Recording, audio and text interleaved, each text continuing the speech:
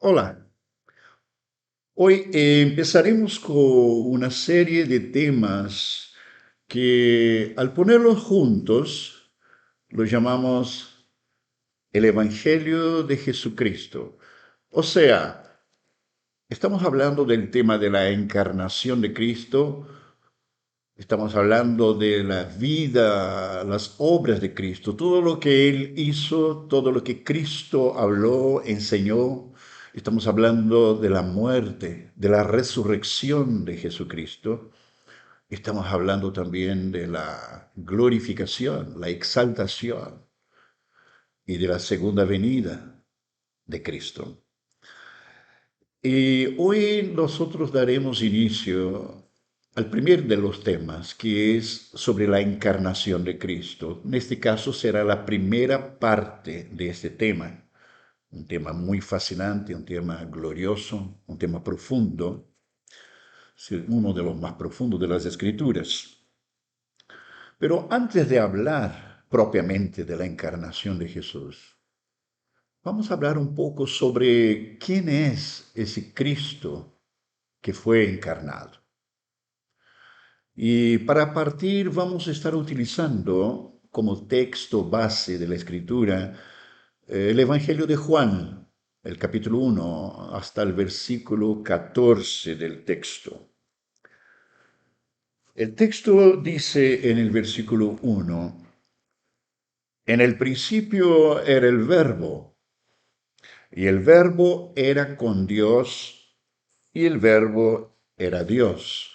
Este vocábulo, el verbo, en el texto original de la escritura dice logos, que el texto griego. Pero, ¿qué es el logos? En cierta ocasión, dictando un seminario en otro país a un grupo de estudiantes de Biblia, yo partí ese seminario preguntando a los estudiantes, ¿qué es el logos? Inmediatamente todos ellos tomaron su Biblia y me la mostraron. Y yo les dije, sí, es cierto, pero no es la respuesta que estoy buscando. Pero dijeron, no, no entiendo lo que quieres decir. Yo dije, bueno, vamos a leer el texto de Juan, capítulo 1, del 1 al 14. Y uno de ellos empezó a leer el texto y leyó hasta el 14. Yo le dije, léala o léalo otra vez. Después, léalo de nuevo. Y ya por la cuarta vez, él me dijo, no sé lo que estás buscando, pero en el seminario nos han dicho que el logos es la palabra, la escritura. Yo les dije, es cierto, pero el logos es mucho más que esto. Entonces le dije, lea una última vez. Y cuando leyó una última vez, de repente se agarró la cabeza este joven y dijo, yo lo he leído ese texto tantas veces y nunca lo había visto. Nunca lo había entendido. Yo le dije, esto se llama revelación. Dije, no les voy a decir lo que es el logos. Y él me dijo, sí, el logos es Cristo. Y yo dije, muy bien. Cuando el apóstol Juan, él escribió ese texto de su evangelio y mencionó esa palabra que traducido al griego es logos. Evidentemente, él no necesariamente habló en griego, pero la palabra utilizada en arameo era equivalente a la misma palabra logos. Y para los griegos de su tiempo, no era difícil comprender lo que Juan estaba diciendo. Porque para los griegos la palabra logos o el término logos, así como era comprendido hoy día, también era comprendido por ellos, en el sentido que era la palabra escrita. Pero cuando se trataba de trasladar ese término al ámbito de la religión, al ámbito de la espiritualidad, los griegos tenían una comprensión parecida. Para ellos, por definición, era como decir que logos era una razón, era una lógica, era una palabra que era manifestada por una fuerza abstracta que traía orden y armonía al universo. Bueno, si ellos entendían el mensaje de Juan, que Jesucristo era el Logos, estaban diciendo, bueno, entonces Él es la palabra, Él es la razón divina, que a través de la manifestación del poder de Dios, Él trajo orden y armonía en el universo a través de crear todas las cosas. Entonces parecía más fácil de comprensión para la gente de cultura griega que podía escuchar a Juan o que entendía el lenguaje arameo en el cual Juan estaba hablando también. Aunque nuestro texto en el Nuevo Testamento fue la realidad escrito para nosotros en el griego. Por otro lado, para el pueblo judío también era fácil comprender lo que Juan estaba diciendo, porque él dice que el logos, el verbo, era Dios y estaba con Dios. Para los judíos antiguos, Dios y la palabra de Dios era la misma cosa. La palabra era tan Dios como la propia persona de Dios. Y eso llevaba a los judíos religiosos antiguos a tratar el texto escrito de la palabra de Dios con mucha solemnidad, con mucha reverencia, al punto que cuando el texto escrito se desgastaba, ya no podía ser utilizado, ellos lo envolvían en cueros o lo ponían dentro de vasijas de barro y lo enterraban con mucho cuidado, con mucha solemnidad, porque el texto no podía ser roto, el texto no podía ser quemado, no podía ser tirado a la basura. Entonces para ellos no era tan difícil comprender cuando Juan decía que Cristo es el logos de Dios, ¿no? Y en la actualidad, en gran medida, los estudiantes de Biblia siguen teniendo, podemos decir, esta misma comprensión simplista de lo que es el logos. Y van a seguir mostrándonos la palabra escrita de Dios.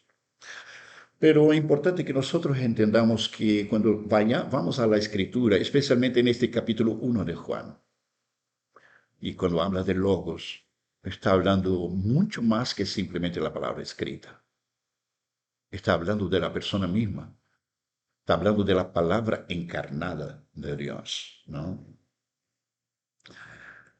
Por lo tanto, nosotros tenemos que entender que Logos, Cristo, Él fue, Él es el agente de la creación de Dios.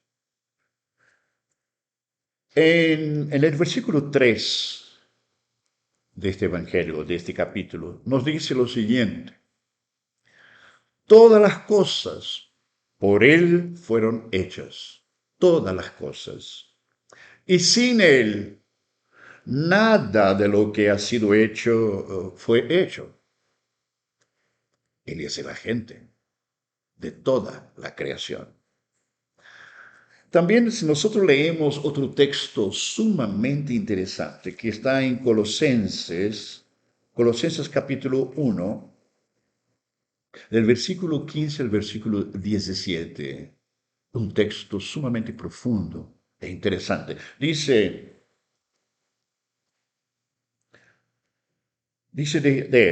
él es la imagen del Dios invisible, el primogénito de toda creación, porque en Él fueron creadas todas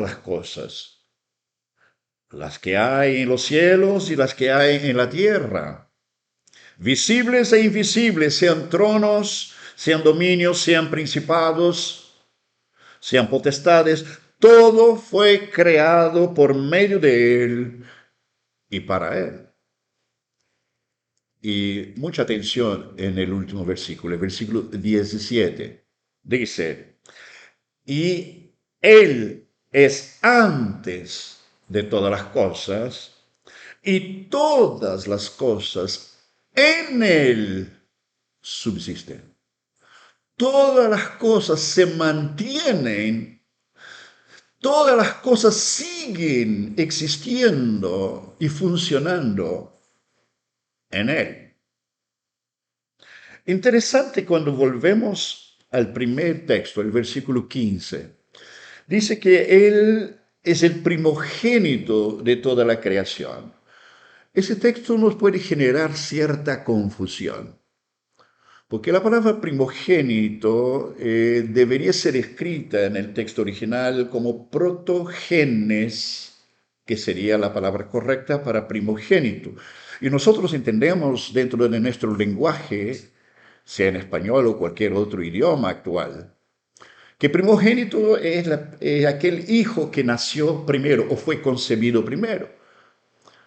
Ahora, el texto usa el término primogénito traducido a nuestro idioma, pero el texto de fondo, el texto griego, la palabra griega que aparece aquí no es protogenes o primogénito, sino la palabra es prototokos. Así aparece en el texto original. Pero prototokos, ¿qué es prototokos? Prototokos, curiosamente, no tenemos una palabra en español que traduzca prototokos. No hay una palabra. Por eso seguramente utilizaron el término primogénito, pero primogénito nos trae este cuestionamiento. Prototokos en realidad significa, es un concepto que significa lo siguiente. Cuando dice que Él es el prototocos, está diciendo Él es la causa primera. Él es la razón de ser de todas las cosas creadas. Y no olvidemos que no solamente Él es la causa primera, la razón de ser de la creación, sino que todas las cosas siguen o subsisten en Él. Cuando las veces que comparto sobre esto, yo le pido muchas veces a las personas que están oyendo que me hagan una lista de sus 4 prioridades de la vida, las cosas más importantes de la vida. Y casi siempre las respuestas son las mismas. La persona pone en primer lugar, número 1, Dios. Y a veces va en segundo o tercer lugar, pone en familia, trabajo, proyecto de vida o cualquier otra cosa. Pero el problema es que cuando decimos que Cristo, Él es el prototocos, o Él es la causa primera, como sigue diciendo Colosenses, porque en Él todas las cosas fueron creadas. Él es la causa primera de todas las cosas. Cuando decimos esto, nosotros no podemos incluirlo en nuestra lista de prioridades. En otras palabras, lo que quiero decir, Dios no es el número 1 en nuestras vidas. Él no puede ser el número 1 en nuestras vidas, tampoco el número 0. Según las escrituras, según el texto, Él debe ser la razón de ser de nuestra lista. Él debe ser la causa primera de todo lo que aparece en nuestra lista. Ese es el prototocos. También encontramos en Romanos otra referencia, en Romanos capítulo 11, versículo 36, que nos dice que de Él, por Él y para Él son todas las cosas. Todas las cosas. Yo creo que amerita un texto como ese hacernos meditar profundamente. ¿Qué quiso decir ese texto con todas las cosas? Dice que de él, ¿qué quiere decir? tiene que partir de Él, tiene que se originar en Él, tiene que ser llevado a cabo por medio de Él, aunque sea en nosotros, pero por medio de Él, parte de Él, por medio de Él, y tiene que retornar a Él todas las cosas. Podemos hablar de nuestra salvación. Nuestra salvación parte de Él.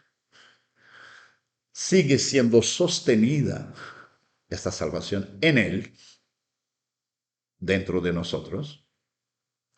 Y finalmente es para su gloria, es para Él mismo. Con eso podemos deducir que lo único que le sirve a Dios, lo único que Dios va a recibir, lo único que va a llegar a Dios o tiene significado, tiene valor eterno para Dios, es algo que se inició en Él mismo, algo que partió con Jesucristo, algo que fue de iniciativa de Él, aunque haya pasado por nosotros. En este caso, nuestra propia vida cristiana, nuestra fe, nuestra relación con Dios, está dentro de este mismo principio. Lo que no inicia en Él jamás llegará a Él. Cualquier cosa que pueda iniciarse de otro lado, que se inicie en el corazón humano, no necesariamente llegará a Dios. Tiene que ser iniciado por Él para que pueda llegar a Él. Espero que no sea muy confuso esto. También encontramos otra referencia importante que está muy vinculada con esta misma, ¿no? Que está en Apocalipsis, capítulo 1, versículo 8, que nos dice un texto muy conocido que dice que Él es el alfa y la omega, el principio y el fin. Entonces, creo que la mayoría debe saber que el alfa y omega nos está hablando de la primera y la última letra del alfabeto griego. Dice que Cristo es alfa y omega, principio y fin. Algunas personas podrían tener una comprensión equivocada de este texto. Al decir que cuando entiende que principio y fin está diciendo que empieza aquí y que termina acá. ¿Podría ser entendido así? Claro, sería una comprensión natural del texto. Pero el texto está hablando de cosas mucho más profundas, cosas mucho más eternas que esto. El texto nos está hablando que Cristo es el principio. Cuando dice que es el alfa, Él es el principio rector. O, como ya hemos dicho, Él es la causa primera. Él es la razón de ser de la existencia de cada cosa. Entonces, Él es el principio rector cuando habla del alfa. Y cuando habla del omega, no está hablando del término, sino que nos está hablando de la finalidad. ¿Qué quiere decir? Él es el principio rector y la finalidad de todas las cosas. Es Él mismo. Esto es el alfa, el omega, el principio y el fin. No al deísmo. Usted se preguntará qué es el deísmo. Deísmo es una posición filosófica y religiosa que al hablar de Dios, ellos creen en que Dios es el creador de todas las cosas, pero la comprensión de esto, según ellos, no es necesariamente que viene por revelación o por la manifestación de Dios, la comprensión, sino que la comprensión parte de la racionalidad o de la capacidad intelectual.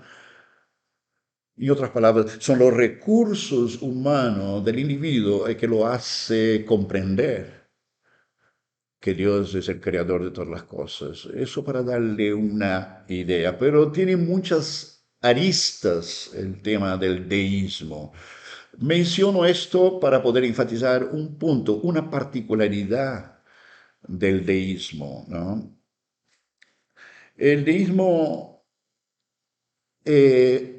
trae este entendimiento de que Dios, el divino, hizo lo que tenía que hacer en tu vida, pero dejó una obra hecha, Él lo hizo, te dio los recursos espirituales, te dio lo que tú necesitas para seguir viviendo la vida. Pero se fue, volvió a su trono. Dios ya no tiene más una relación con lo que va a seguir. Significa que Él te dio un poder, es como si te hubiera dado cuerda a ti, como un muñeco de cuerda, y te dejó funcionando y se fue. Esto es la comprensión de una de las particularidades del deísmo. Pero es importante que nosotros entendamos, como ya lo hemos mencionado allí en Colosenses, especialmente versículo 17, dice que todas las cosas en Él subsisten. Cuando Cristo vino a nosotros, vino a nuestra vida, Él se manifestó a nosotros. Él no vino solamente a hacer una obra transformadora en nuestras vidas. Él vino para quedarse. Él vino para habitar, Él vino para establecerse dentro de nosotros y no para quedar pasivo dentro de nosotros. Muchas veces escuchamos expresiones como esta. Yo llevo a Cristo en mi corazón. La pregunta es, ¿quién lleva a quién? Y si yo llevo a Cristo en mi corazón, la pregunta es, ¿quién toma las decisiones? ¿O lo hacemos por turno? Cristo descansa y yo tomo el comando. Entonces, es muy importante entender esta expresión de Colosenses 1:17. Todas las cosas en Él subsisten. Podemos afirmar de la siguiente manera. Todas las cosas son porque Cristo es. Es. Todo lo que tiene vida es porque Él es. Yo acostumbro decir, el perro sigue ladrando porque Cristo es. El gato sigue maullando porque Cristo es. Las papas y las zanahorias siguen creciendo en la tierra porque Cristo es. Las estaciones del año siguen viniendo en forma ordenada porque Cristo es. El sol sigue apareciendo sobre nuestras cabezas y la tierra sigue girando porque Cristo es. Nosotros seguimos siendo hijos de Dios porque Cristo es en nosotros. Nosotros seguimos salvos porque Cristo es en nosotros. Nosotros fuimos sacados de las tinieblas para la luz de Cristo porque Él es. Fuimos sacados de muerte a la vida porque Él es. Al predicar el Evangelio, nuestro mensaje siempre fue y siempre será Cristo, Cristo, Cristo, Cristo. Y hemos sido muchas veces criticados por eso, como si nosotros no tuviéramos otro asunto. Pero cuando hablamos de Dios, hablamos de la Biblia. Cuando hablamos de iglesia, ¿existe otro asunto que no sea Cristo? ¿O será que hemos olvidado de que Él es la razón de ser de todas las cosas?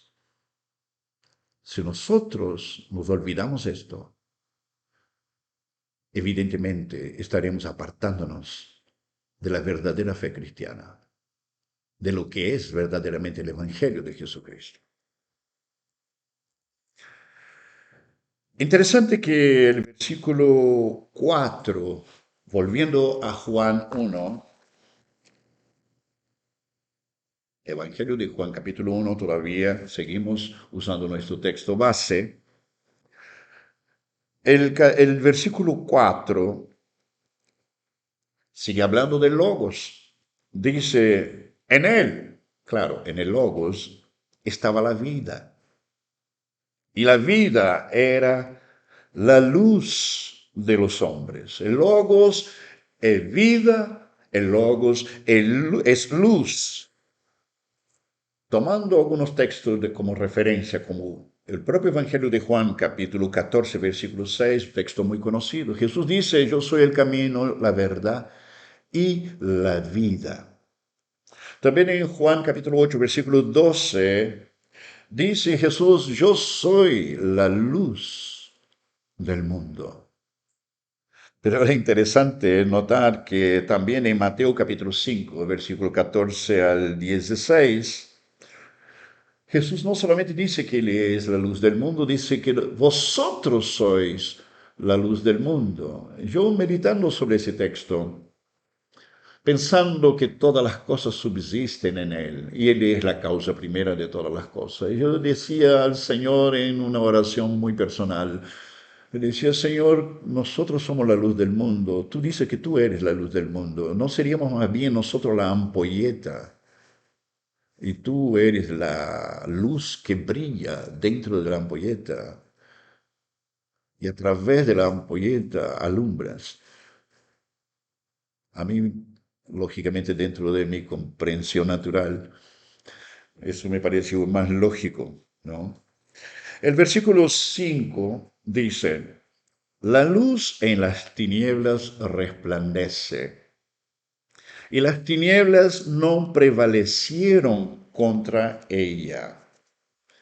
Las tinieblas no soportan, no resisten la luz, sea en el ámbito natural o en el ámbito sobrenatural. Es un principio eterno, es un principio establecido por Dios, es un principio inviolable. Si usted entra dentro de una sala oscura, usted la primera necesidad que tiene es encender la luz.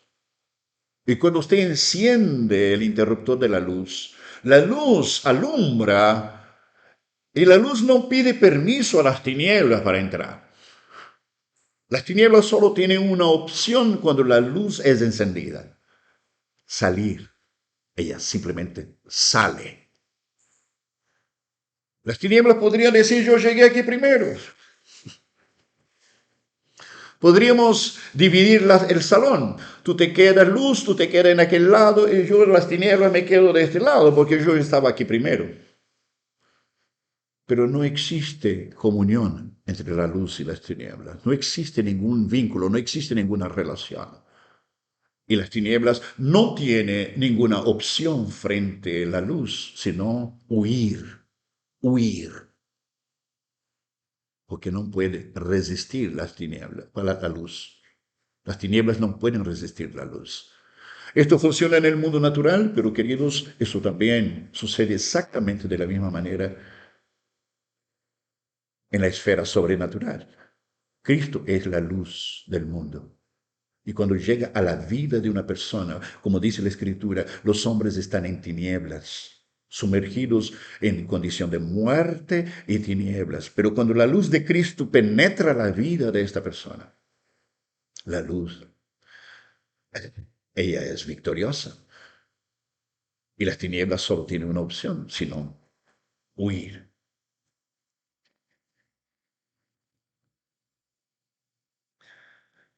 En el versículo 6 al versículo 8 del texto, dice, hubo un hombre enviado de Dios, el cual se llamaba Juan. Este vino por testimonio, para que diese testimonio de la luz, a fin de que todos creyesen por él. No era él la luz, sino para que diese testimonio de la luz. Juan Bautista, él fue testigo de la luz. Él no era la luz. Él fue testigo de quién era el Logos. Él fue testigo de quién es la vida. Y es interesante notar que también en Primera de Juan, la epístola de Primera de Juan, capítulo 1, versículo 1 y 2, Aquí vemos el propio Juan que escribió el Evangelio diciendo lo siguiente: lo que era desde el principio, lo que hemos oído, lo que hemos visto con nuestros ojos, lo que hemos contemplado y palparon nuestras manos tocante al verbo de vida, porque la vida fue manifestada y la hemos visto, dice Juan. Y testificamos, presta mucha atención a esa expresión, y testificamos y os anunciamos la vida eterna, la cual estaba con el Padre y se nos manifestó. Interesante que el texto enfatiza el ser testigos de Cristo.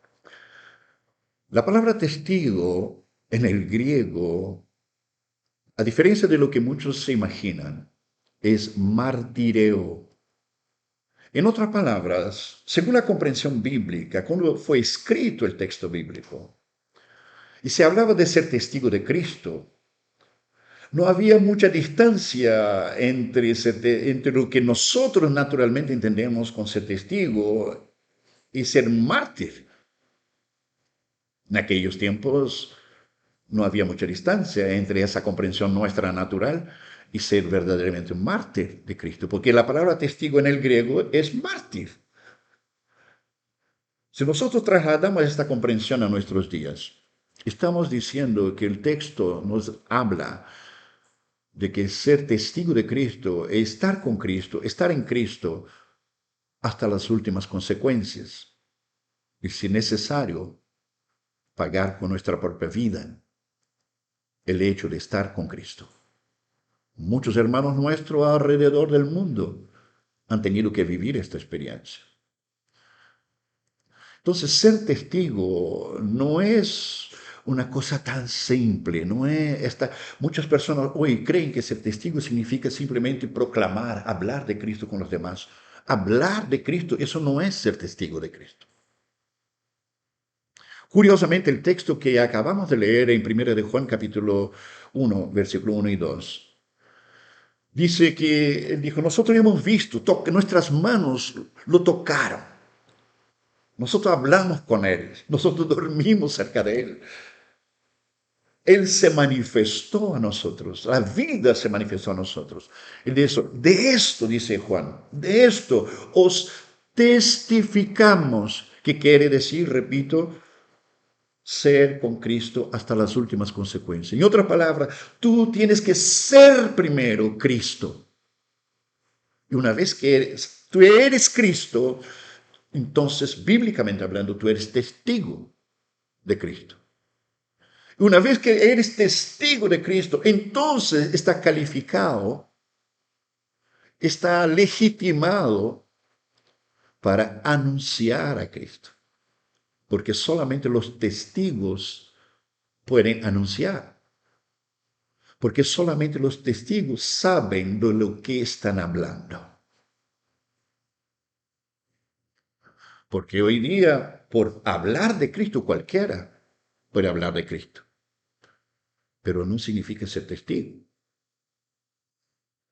Y solamente la palabra de un testigo tiene impacto. Si tú grabas un mensaje de Cristo en una grabadora, podrá tener algo de impacto. O tú puedes enseñar a un loro a hablar de Cristo, pero no tendrá ningún impacto. Pero cuando eres testigo, la gente que te oye va a percibir, va a decir en su interior, parece que esta persona sabe de lo que está hablando. Versículo 9 del texto dice lo siguiente: aquella luz verdadera que alumbra a todo hombre venía a este mundo. La luz verdadera, Cristo es esa luz verdadera. Y verdadero es todo aquello que es eterno, todo aquello que procede de Dios es verdadero. Y dice que alumbra a todo hombre. Al mencionar eso, a todo el hombre, a todo hombre, nosotros no podemos equivocarnos en creer que aquí el texto nos está hablando de universalismo, como que Cristo alumbró a todo ser humano. No es esto. El texto no dice esto. El texto no está hablando más bien de que esa luz que es Cristo alumbra a todo tipo de ser humano, a toda raza. Hombres de cualquier raza pueden ser iluminados o alumbrados por esa luz. ¿Ok? El versículo 10 dice, en el mundo estaba, hablando de Cristo, del Logos, de la vida, de la luz. En el mundo estaba, y el mundo por él fue hecho, porque en él fueron creadas todas las cosas, ¿recuerda? Y el mundo por él fue hecho, pero el mundo no le conoció. El mundo no le conoció. Usted sabía que no existe ningún tipo de recurso en este mundo, no existe ninguna capacidad en el ser humano que le permita conocer a Dios o conocer a Jesucristo o entender las cosas de Dios. Ningún ser humano jamás, no hay y jamás habrá cualquier persona inteligente o sabia o instruida, academizada en el planeta Tierra. Jamás, jamás podrá conocer las cosas de Dios. Porque las cosas de Dios solo pueden ser conocidas de una sola manera. Si Dios lo manifiesta. Si Dios se revela, es la única posibilidad que el ser humano tiene de saber o de conocer algo de Dios.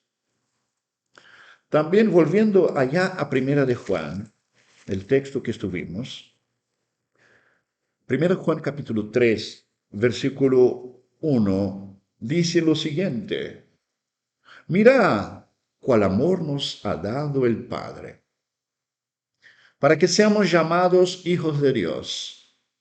Por esto el mundo no nos conoce porque no le conoció a Él. Es interesante. Lo que el texto, por deducción, nos está diciendo, podemos entender lo siguiente, que el mundo jamás va a comprender lo que es la fe cristiana. La persona que no conoció a Cristo, la persona que está en tinieblas, él jamás va a entender la fe cristiana, él jamás va a entender tu vida cristiana. Jamás. Por una sencilla razón. Porque tu vida cristiana tiene que ver con la persona de Cristo. Y para que la persona de Cristo sea conocida, Él necesita ser revelado por el propio Dios. Entonces dice, esta extrañeza con la cual las personas nos miran a los cristianos, es la misma extrañeza que mirarían a la persona de Cristo, así como aconteció con Jesús en su tiempo, que estuvo en este mundo.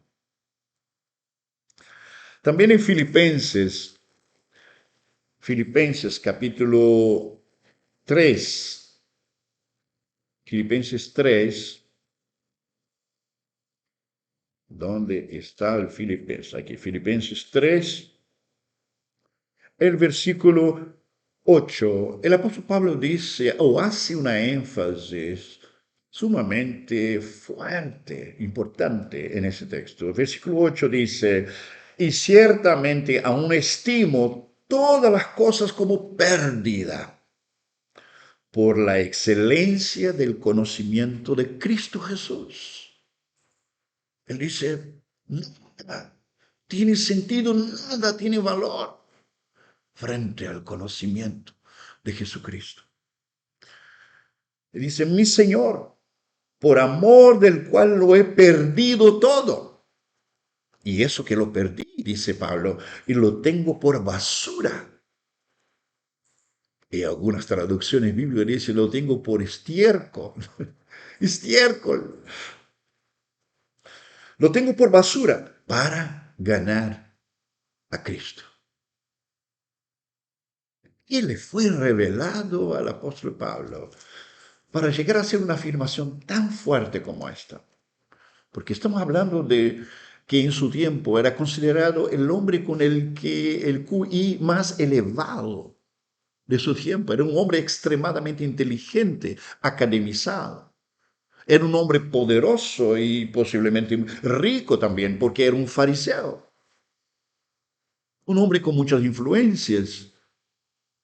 Y cuando él dice que lo ha perdido todo, no da para que imaginemos, o tal vez, quizá nos da para entender algo. ¿Qué significa cuando él dice que lo ha perdido todo por ganar a Cristo? ¿Qué revelación fue esa? ¿Qué grado de manifestación recibió de la persona de Cristo para poder hacer una afirmación como esta? Es por eso que el mundo nunca entendió el apóstol Pablo. El mundo nunca la entendió. El mundo no lo conoció.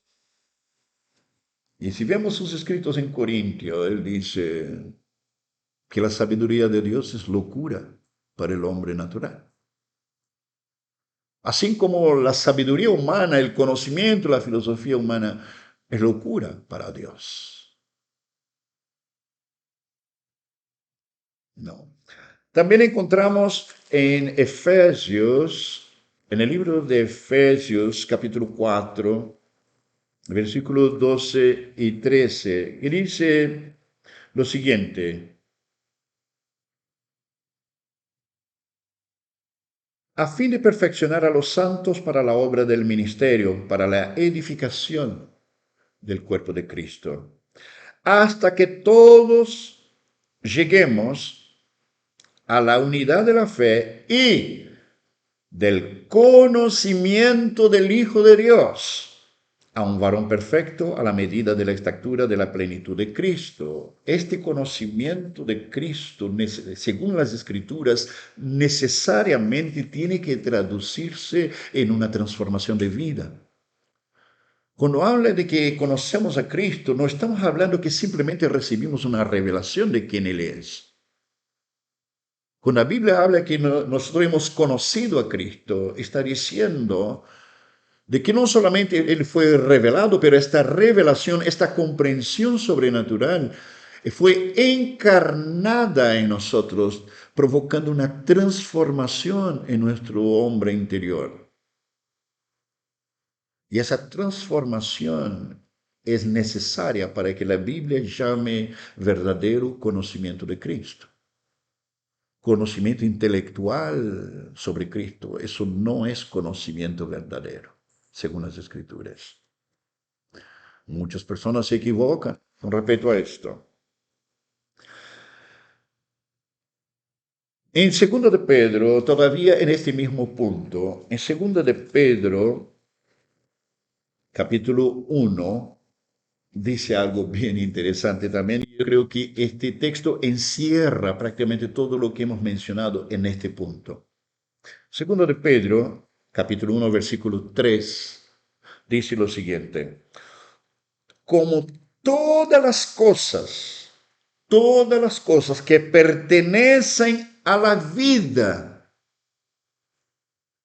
todo lo que tenga que ver con la vida humana, y la piedad, que quiere decir todo lo que tiene que ver con nuestra peregrinación en esta vida, siendo cristianos, porque dice, y la piedad, nos han sido dadas por su divino poder, mediante el conocimiento de aquel que nos llamó por su gloria y excelencia. El conocimiento de Cristo, traduciendo, ese conocimiento verdadero de Cristo es lo que verdaderamente nos puede enseñar a vivir la vida según Dios. Ese conocimiento de Cristo es la base, la única base real, verdadera, para que nuestra fe sea consistente, sea coherente, sea consecuente, que nuestra fe sea fundamentada verdaderamente en las Escrituras. El conocimiento de Cristo es lo que da sentido a la vida, es lo que da sentido a la fe bíblica. Avanzando, avanzando en el texto. Versículo 11 dice lo siguiente: a lo suyo vino y los suyos no le recibieron. Algunas personas dicen que ese texto está diciendo que a lo suyo vino, que quiere decir a su misión, pero los suyos no le recibieron, que quiere decir el pueblo judío, su pueblo, no lo recibió. No deja de ser cierto esto. Pero si nosotros tenemos una visión más amplia, cuando dice que a lo suyo vino, no vino solamente a buscar solamente los que redimió, que también es parte. Cuando dice que a lo suyo vino, vino a su misión, es verdad. Él vino a un mundo que Él creó. Él vino a todas las criaturas, a todas las criaturas que están en el mundo, que fueron creadas por Él. Entonces, cuando dice que Él vino al mundo, él vino al mundo entero. Porque su muerte en la cruz, su misión de morir en la cruz fue por el mundo entero, no fue solamente por los que serían salvos, como algunos creen por ahí. Entonces dice que a lo suyo vino, a su misión, a este encargo dado por el propio Padre de encarnarse para un día morir en la cruz y resucitar. A lo suyo vino. Y cuando dice que los suyos, aunque esta comprensión del pueblo judío es muy correcta, pero si nosotros vamos a entender en forma completa, dice que los suyos no lo recibieron. Se refiere al mundo entero. El mundo entero no le recibió. Nadie le recibió. Nadie en el mundo lo recibió. No solamente los judíos. Porque el mundo está sumergido en tinieblas. El mundo está viviendo o está sumergido en la muerte. Entonces no tiene cómo recibirlo. El versículo 12 dice: mas a todos los que le recibieron, a los que creen en su nombre, les dio potestad de ser hechos hijos de Dios. Los que le recibieron, los que creyeron en su nombre. Esa expresión, ella cobra una importancia muy grande cuando se trata de nuestra vida, nuestra relación con Dios. Porque hoy día es muy común que nosotros digamos: yo decido tal cosa, o fulano decidió tal cosa, o vamos a decidir qué hacer. El hombre vive tomando decisiones en la vida. Pero es importante que dentro del contexto general de la Escritura, desde la creación del hombre colocado en el jardín del Edén, nunca estuvo en los planes de Dios que el hombre decidiera cosa alguna. Por eso, por esta creencia equivocada de que nosotros decidimos, o que nosotros buscamos a Dios, nosotros decidimos por Dios, por esa creencia equivocada, hay muchas herejías, muchas desviaciones bíblicas, y por eso mismo el Evangelio ha sido mutilado justamente por esas creencias equivocadas. Nunca estuvo en el corazón de Dios que el hombre decidiera cosa alguna. Así como Adán, que fue colocado perfecto en el jardín del Edén, con una comunión íntima perfecta con Dios. Un Adán verdadero hijo de Dios. Y en esa comunión íntima, en esa intimidad, la vida entera de Adán era una expresión viva de la voluntad de Dios. Todo lo que él vivía, todo lo que hacía, era una expresión de la voluntad de Dios. Dios en ningún momento llamó a Adán y dijo, ¿sabe que Adán, venga, intercambiemos algunas ideas? Quiero escuchar tu opinión. No, mi padre acostumbra a decir que Dios creó todas las cosas y dejó para crear el hombre por último, para no tener que oír su opinión. No sé si fue ese el motivo, pero tiene mucho sentido. Nunca fue plan de Dios estar escuchando la opinión del hombre, como si Dios necesitara nuestra opinión, como si Dios necesita nuestras ideas, que Dios necesita como debatir con nosotros para poder llegar a alguna conclusión. Por algún motivo, muchas personas tienen esa comprensión equivocada sobre la relación con Dios. Dios, cuando nos despierta de nuestro sueño de muerte en las tinieblas, cuando Él nos despierta, ya nos despierta porque ya tiene un plan para nuestras vidas. Él cuando nos despierta de las tinieblas, Él ya sabe lo que Él quiere de nosotros.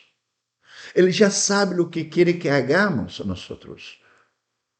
Si analizamos en forma clara la escritura, nosotros vamos a entender que lo que Dios quiere es esa comunión íntima para que nosotros podamos conocerle a Él. Porque al conocerle a Él, conoceremos su voluntad. Y viviremos como Cristo vivió aquí en esta tierra. Allá en Juan 6:38, Jesús dice, porque he descendido del cielo no para hacer mi voluntad, sino la voluntad de aquel que me envió, el Padre. Nosotros somos llamados a vivir exactamente esto que Cristo vivió aquí. La forma como Él vivió. Él es la referencia nuestra. Entonces, si yo no vivo la vida tomando decisiones o dándole opinión a Dios como quiero que sean las cosas, ¿cómo debo vivir entonces? Bueno, este versículo 12, cuando nosotros somos llamados por Cristo y nos convertimos, ¿qué es que verdaderamente acontece? Dice el texto que, mira bien, vamos a leer el versículo 12 nuevamente. Mas a todos los que le recibieron, a los que creen en su nombre. Cuando oímos el Evangelio se nos manifiesta, se revela a nosotros. Cuando eso acontece, un don sobrenatural de la fe acompaña esta revelación. Esta fe que viene de Dios como un recurso espiritual para que podamos responder a Dios esta revelación. Y el responder en fe a esta revelación, esa verdad revelada, ella se encarna en nosotros, provocando en este caso nuestra conversión, provocando en nosotros la transformación de vida. Y esa debe ser el principio o norma de nuestra relación con Dios a partir de ese momento, siempre, siempre estar atentos a lo que Dios está diciendo, conociéndole para conocer su voluntad, oyendo la revelación, su palabra, sabiendo que juntamente con esta revelación vendrá la fe para poder responderle. Y al responderle en fe, vamos a experimentar la encarnación de la verdad en nosotros. Todas nuestras vidas debe ser creer y recibir lo que Dios decide, no nosotros.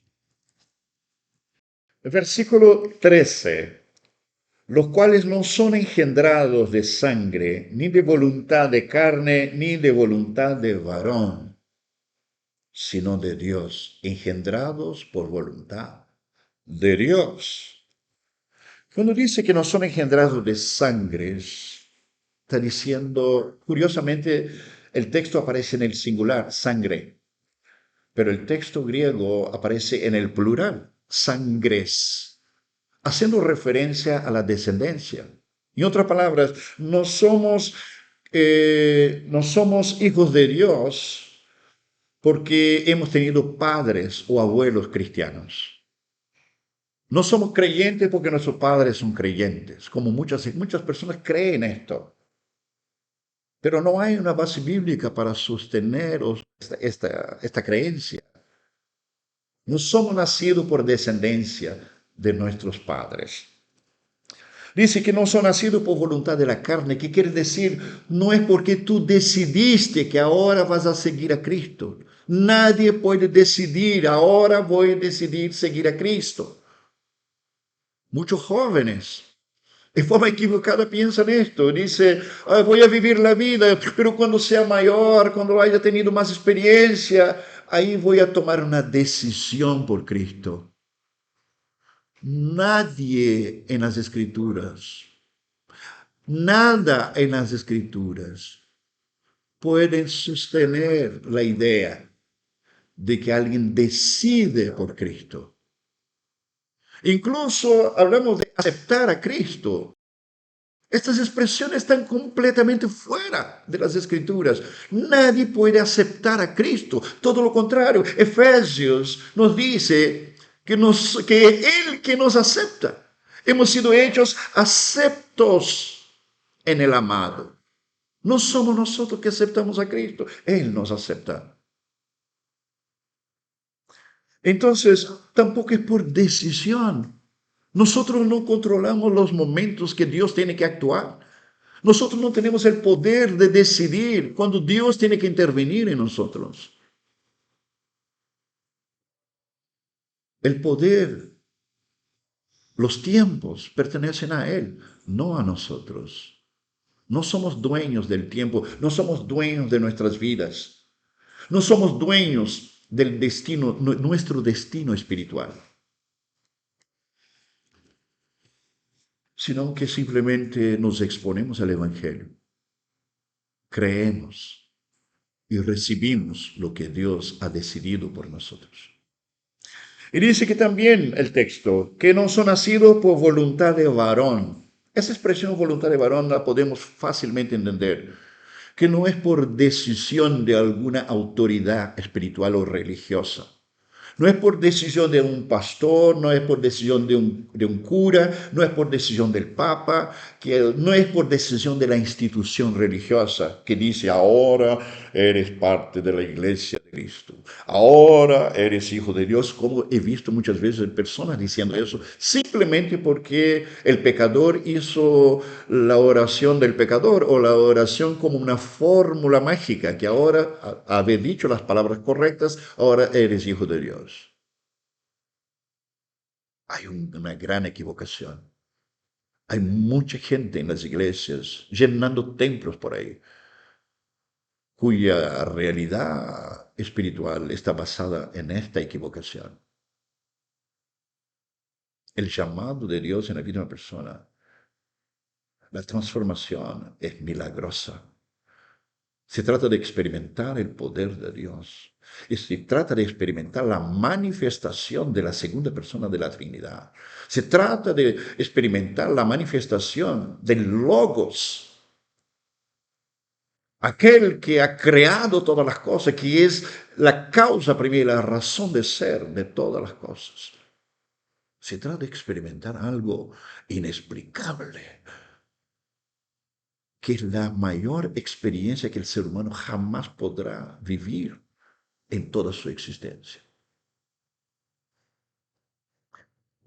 No son nacidos de voluntad de varón, son nacidos por voluntad de Dios. En otra palabra, Dios solo tiene hijos que fueron convertidos en hijos porque Dios así lo decidió. Y llegamos finalmente al versículo 14 del texto.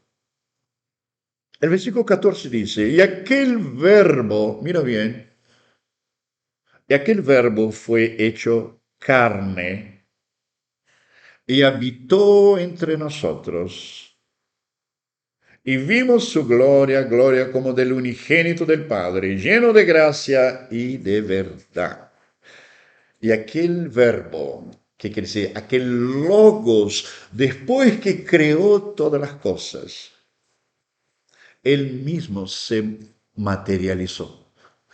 Aquel que fue la causa primera de todas las cosas, él mismo ahora se manifiesta, se materializa, él se encarna.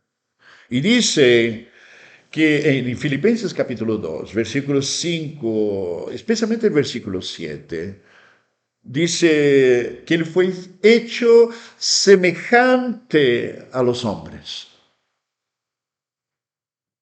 Él fue hecho hombre. En Hebreos tiene un texto muy interesante que es la citación hecha del Salmo 40. En Hebreos capítulo 10, versículo 5, dice algo muy interesante que vale la pena leer. Hebreos 10, 5, mira lo que dice. Por lo cual, entrando en el mundo, dice, sacrificio y ofrenda no quisiste. Es como Cristo hablando al Padre. Mas me preparaste cuerpo. Más me preparaste cuerpo.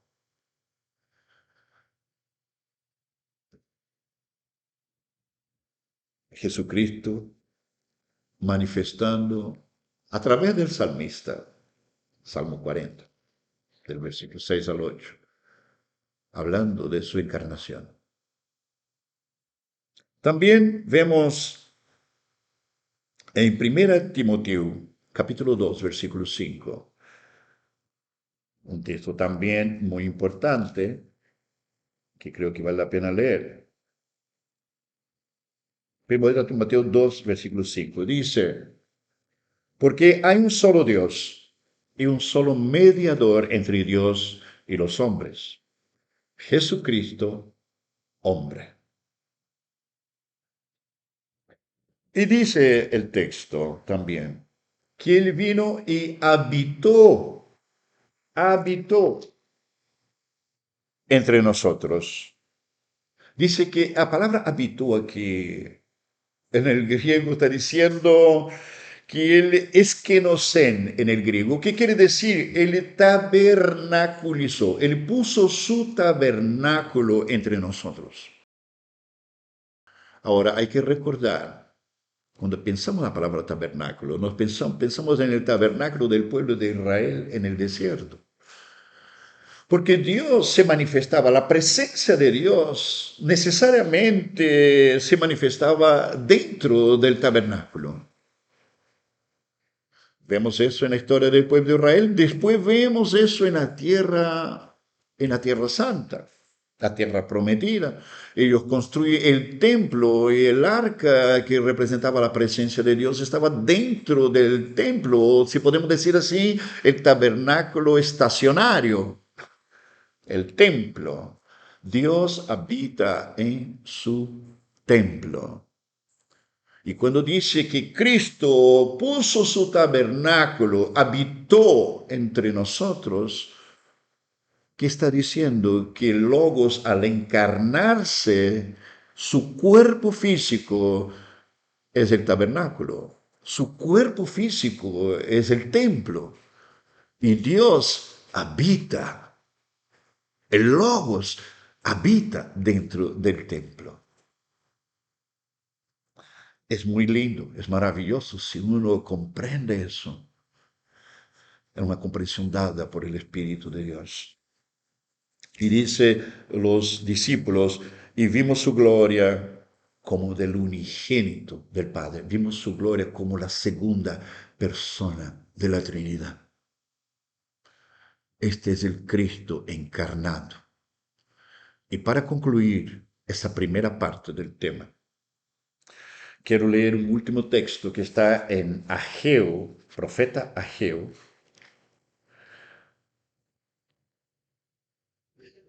que dice lo siguiente, Ageo, el versículo 9, profetizando sobre la reconstrucción del segundo templo después del exilio del pueblo de Israel en Babilonia. Ageo dice lo siguiente: la gloria postrera de esta casa será mayor que la primera, ha dicho Jehová de los ejércitos, y daré paz en este lugar, dice Jehová de los ejércitos. Dice que la gloria del segundo templo será mayor que la gloria del primer templo. Nosotros tenemos que recordar que la historia, el segundo templo en realidad, que fue construido después del cautiverio judío, estaba lejos, lejos de compararse la suntuosidad y la gloria del templo construido por Salomón, que fue el primer templo. Por lo tanto, era una comparación que no podría ni siquiera ser hecha, porque era un templo muy simple en comparación con el primero. Y ese templo, que fue el segundo templo, en la época de Jesucristo, y también antes, por lo menos unos 100 años antes, allí nos habla de que ese templo él fue mejorado, ese templo fue ampliado, él fue hermoseado, ese templo. Tanto que cuando Jesús andaba con sus discípulos, los discípulos andaban encantados con la maravilla que era el templo, pero igual ese templo jamás, jamás fue tan esplendoroso como el templo de Salomón. Ahora, entonces la pregunta que surge: ¿por qué Ageo dice que la gloria del segundo templo, que incluso ya fue destruido en el año 70 de la era cristiana, dice que la gloria del segundo templo sería mayor que la gloria del primer templo? Si nosotros hablamos en términos reales, eso nunca aconteció. ¿Pero qué quiso decir Ageo?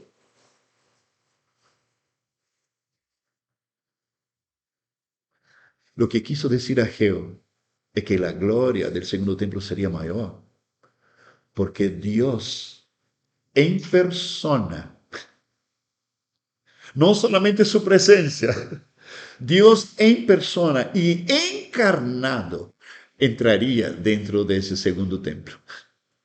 Esa es la única explicación justa dentro de la Escritura para entender que la gloria del segundo templo es mayor que la gloria del primer templo. Y si nosotros pensamos que ese segundo templo, oímos por ahí hoy día de que los judíos intentan construir el tercer templo. Pero según las escrituras, templos, el Dios Todopoderoso ya no habita más en templos hechos por manos de hombres. Entonces el templo, según las escrituras, según el Evangelio, según las predicaciones apostólicas, es nuestro propio cuerpo. Hoy día el Logos vino a habitar dentro de este templo. Este templo que un día ha de deshacerse. Podríamos decir que este hoy día es el tercer templo. Pero ¿saben? Finalmente habrá un cuarto templo. Cuando Cristo venga en gloria, dice la Escritura que nosotros seremos semejantes a Él y tendremos un cuerpo de gloria como Él. Entonces, esta gloria del cuarto templo yo creo que será mayor que la gloria del primer templo. Com isso, estamos terminando a primeira parte do tema sobre a encarnação de Cristo, que seguirá na nossa próxima gravação. Que Deus siga ministrando sus corazones, sus espíritus, y Dios siga se revelando en la vida de cada uno de ustedes. Que Dios les bendiga.